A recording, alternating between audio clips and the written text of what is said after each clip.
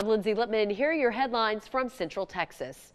One of America's largest military installations returned to its former name, Fort Hood. The ceremony officially marks the end of Fort Cavazos. Juliana Jackson tells us what this moment means for those who've served.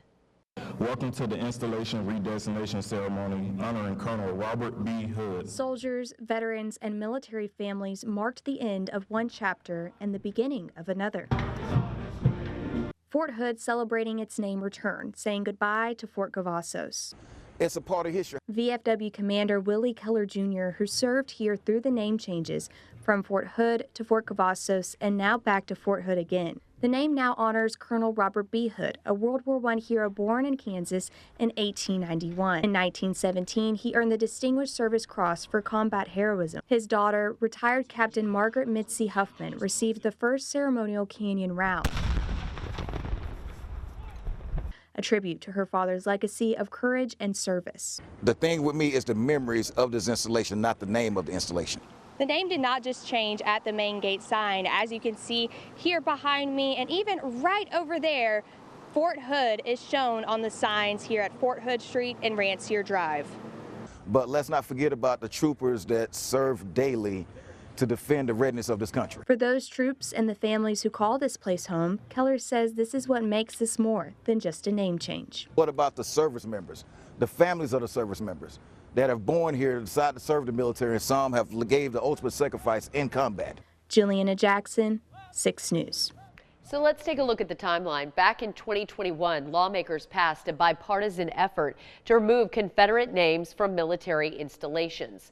Then in 2023, 9 Army installations began changing their names, costing millions of dollars. Now under the Trump administration, bases were directed to revert the names, but this time honoring people who shared surnames of Confederate figures, of which the bases were originally named for.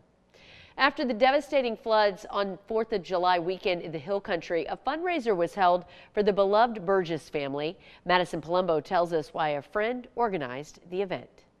Just knowing that she woke up to no family, and her mom was just like an amazing woman. Julia Burgess, a Belton ISD teacher, her husband John, and their 2 sons Jack and James lost their lives 4th of July weekend in the Hill Country. The family's only surviving member is 8-year-old Jenna Burgess.